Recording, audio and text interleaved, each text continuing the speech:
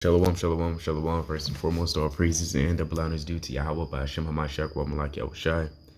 Secondly, this is Brother Yardan, WFI Detroit, coming back at you with yet another cold cut. Today in this cold cut, we will be breaking down Ecclesiastes, the 10th chapter. And we're going to dive right into it. Baratazah Israel, maybe get edified throughout the four corners of the world. Without further ado, we're going to dive into it. Ecclesiastes 10:1. Dead flies cause the ointment of the apothecary to send forth a stinking savor. So doeth a little folly him that is in reputation for wisdom and honor. So what it's saying is, it only takes a little bit of anything which is ungodly or unrighteous to destroy your name or your image. You understand? I'll get a precept in Ecclesiastes, the 7th chapter and 1st verse. A good name is better than precious ointment, and the day of death than the day of one's birth. So being in this truth is one thing, knowing the breakdown and the precepts and doing the work. That's all comely and beautiful in the eyes of the Lord. However, on a lower level, you also need a good name. You understand? Now, you can be righteous in the eyes of the Lord and not have a good name in the eyes of men. And some may think, well, that's so what? What does it matter? Well, you got to remember, your name is everything. That's why Ecclesiastes 7:1 said what it said. So if you don't have a good name, then, that can put a spirit on you, possibly. That can make you feel bad. That can make you feel diminished in the spirit. Because now that's destroying your relationships and the bridges that you've built by having a bad name. You understand? So you should never put yourself in a situation where you have to explain yourself or defend yourself in great detail, whatever. So moving on, verse 2. A wise man's heart is at his right hand, but a fool's heart at his left. Let's get a precept in Hebrews 12:2. Looking unto Yahushua, the author and finisher of our faith, who for the joy that was set before him endured the cross, despising the shame, and is set down at the right hand of the throne of God. So throughout the scriptures in the Bible, ultimately the entire Bible, we understand that your right hand is symbolic for righteousness or the good works or everything that's comely and beautiful, whereas the left hand is wickedness and folly and sin. Let's get a precept. Matthew 25:32. And before him shall be set all nations, and he shall separate them one from another, as a shepherd divideth his sheep from the goats. And he shall set the sheep on his right hand, but the goats on his left. It's likely, but the goats on the left. So let's bring it back home to Ecclesiastes chapter 10, verse 2. A wise man's heart is at his right hand, but a fool's heart at his left. Yea, also when he that is a fool walketh by the way, his wisdom faileth him, and he saith to every one that he is a fool, playing upon tables.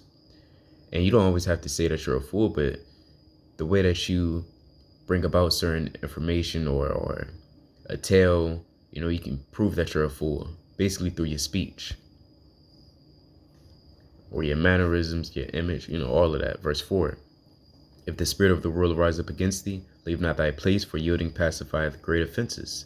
And this is a beautiful, mighty verse that every Israelite should apply to and keep in mind when not only a ruler, and it doesn't have to be a ruler, it could be somebody in a high authority, right? In a higher authoritative position than you, whether it be your boss, your parents, congregation, whichever one of those people that are above you, for lack of better words. Should you ever do anything wrong, never flee from the situation, but rather own up to it and admit your faults. Let's get a precept and an account. Acts 26:1. Now it really starts at 25 and 24 and 25, but I want to get the main point because I don't want to spoil it for those who never read Acts. But Acts 26:1. Then Agrippa said unto Paul, Thou art permitted to speak for thyself. Then Paul stretched forth the hand and answered for himself, I think myself happy, King Agrippa, because I shall answer for myself this day before thee, touching all the things whereof I am accused of the Jews. Now, the background, quick background is Paul is being accused of the Jews for a long list of, things, right? I ain't going to listen, but he's just being accused of doing this, that, and a third, X, Y, and Z, basically being wicked and causing uproar. Now, Paul, being a righteous man, he understood that, drinking in that cup and doing what he was doing, which is the works on the right-hand side, it will ultimately bring him before King Agrippa and other councilmen. Now, Paul could have easily said, well, I'm leaving, I'm getting the hell out of Dodge, I'm going to Egypt, I'm going wherever. But Paul, being a righteous man that he is, he went to him straight up. Why? Because Ecclesiastes 10:4, what does it tell us? If the spirit of the ruler rise up against thee, leave not thy place, for yielding pacifieth great offenses. You see that? So if you own up to your situation, or, stand up for yourself and kind of not leave pretty much, then the offenses that are against you could diminish. Whereas if you leave or get the hell out of Dodge, it'll make things worse for yourself. Verse 5, there is an evil which I have seen under the sun, as an error which proceedeth from the ruler, playing upon tables. Folly is set in great dignity, and the rich sit on low places. We're the rich, pursuing in James 2:5. We're the rich man, but we're set in a low place, therefore we're impoverished, like it say in Revelation 2:9. Verse 7, I have seen servants upon horses and princes walking as servants upon the earth. In reality, we're the princes. However, we're brought down to a low degree. Now we're as servants walking upon the earth, and the servants are upon the horses. This is the book of Job, chapter 19, verse 6. Know now that God hath overthrown me and hath compassed me with his net. Verse 9, this is what I wanted. He hath stripped me of my glory and taken the he hath stripped me of my glory and taken the crown from my neck.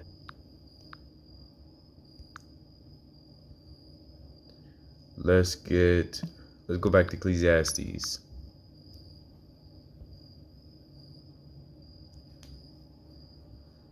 Ten and 5. Select it. 10 and 8. He that diggeth a pit shall fall into it, and whoso breaketh an hedge, a serpent shall bite him. So that's, I don't want to say it's playing upon tables, because Ecclesiastes is a book of wisdom, so you're going to have some dark sentences. But we're going to break down through the spirit. He that diggeth a pit shall fall into it. Right? If you dig a pit, 9 times out of 10, hey, you in it. Right? You got to do what you what you did. Right? And in other words, you also don't want to put yourself in a bad situation or in a hole, because you ain't going to get out of it. And whoso breaketh an hedge, a serpent shall bite him. So and all that means is the thing is, you have serpents. Where do they naturally dwell? Almost everywhere. But a lot of serpents and snakes, they hide in hedges, right? You even have garden snakes. A lot of them are in the grass. So if you break the hedge, a serpent gonna bite you. You don't want to, poke the bear, right? That's what this verse is saying in layman's terms. Don't poke the bear. Verse 9, whoso removeth stones shall be hurt therewith, and he that cleaveth wood shall be endangered thereby. Let's get a precept. Sirach, what is that? 35.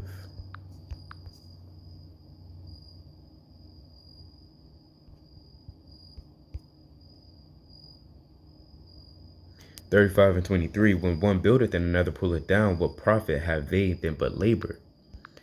Let's go back to Ecclesiastes 10 and 9. Whoso removeth stone shall be hurt therewith, and he that cleaveth wood shall endanger thereby. These two verses go hand in hand. Don't make things worse than what they are.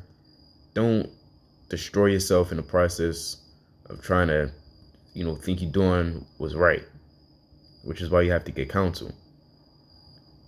Verse 10, if the iron be blunt and he do not whet the edge, then must he put to more strength, but wisdom is more profitable to direct.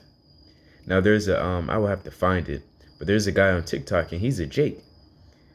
He's real skilled and mastered the art of whetting the blade and sharpening blades, because that's what this verse is going into. The beginning, it says, if the iron is blunt, right? If you have a sword or a knife and it's blunt, and you do not whet the edge, wetting the edge it's a process to making your sword sharp. You get a wet rock and you have to kind of smooth it. You got to like press it out. That's something that we can, I'm going to try to pull up. You press it out and it gets sharper and sharper, right? So if you're doing something and it's not, and it's not working, then you have to try another route. You have to make life easier for yourself. And all of this kind of go hand in hand with 7, 8. It's like your 8 and 9, right? Because a lot of these verses in Ecclesiastes or in the books of wisdom, they're double-fold. They're Job 11 and 6. So on one hand, don't put yourself in a bad situation by thinking, oh, this is the right way or that's the right way. And on the other hand, there's a better way to do certain things, if you understand what I'm saying. It's all roughly the same thing, but verse 11, surely the serpent will bite without enchantment, and a babbler is no better. Right? You don't always need an enchantment or a person messing with the flute to kind of manipulate the serpent to bite you, because the serpent by nature is evil. The word of a wise man's mouth are gracious, but the lips of a fool will swallow himself up. It's like it will swallow up himself. The beginning of the words of his mouth is foolishness, and the end of his talk is mischievous madness, right? It's Esau. A fool also is full of words. A man cannot tell what shall be, and what shall be hereafter. It's like what shall be after him who can tell him. The labor of the foolish wearieth every one of them, because he knoweth not how to go to the city. Hey, and this is mighty, because when you read the precepts, sometimes you'll understand it better if you went through a certain situation, right? That's how a lot of dark sentences are made plain to you, because your spirit can connect and relate. Like, dang, it's like this situation, it's like that situation, right? Now, for those who work that, for those who have jobs, you go to work, is always that one lazy ass person, right? The labor of the foolish wearieth every one of them. You're working with a lazy person, it kind of gets you mad, it gets you out the spirit, man. Verse 16, woe to thee, O land, when thy king is a child and thy princes eat in the morning. We got to keep reading.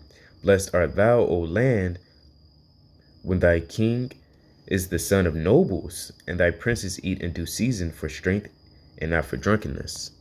By much slothfulness the building decayeth, and through idleness of the hands the house droppeth rough. So Ecclesiastes, the 10th chapter, is a beautiful chapter, because a lot of it is touching on, or I would say 9 on down is touching on how to work and how to properly execute certain tasks, and giving you advice on what to do and what not to do, or how to handle things. You understand? All right. That's what it's doing. It's giving us advice on how to handle situations that we face in life. Right? Somewhat difficult, complex situations. Verse 19, a feast is made for laughter, and a wine maketh merry, but money answereth all things. Right? Money is a defense. Not to say you got to worship money and get down on your knees and start praising the dollar bill and wearing a coin hat, but money is a defense. We need money to survive in this captivity. Verse 20, curse not the king, no, not in thy thought, and curse not the rich in thy bedchamber. For a bird of the air shall carry the voice, and that which hath wings shall tell the matter. And this is where the old saying, a little birdie told me, comes from. It comes from the scriptures, along with a lot of other verses. It's like it comes from the scriptures. When you read the Bible, there's a lot of verses in particular that people kind of got inspired, and then they came up with new hip talk and slang and new terms, such as Little Birdie told me. But again, I'm gonna read it again. Curse not the king, no, not in thy thought, and curse not the rich in thy bedchamber, for a bird of the air shall carry the voice, and that which hath wings shall tell the matter. Right? So don't curse the king. It don't always have to be a king. It could be a person, person higher in your congregation, I don't know, your club, your school. You don't always want to curse a person that's in a so-called high position, high authority. Because best believe somebody's going to hear, and then guess what? The king's going to know, and then you're going to get jammed up. But that's the end of Ecclesiastes 10th chapter. I will write this out. Israel has been edified through the spirit and power of Yahweh Shem Shai. When the bid is Shalom.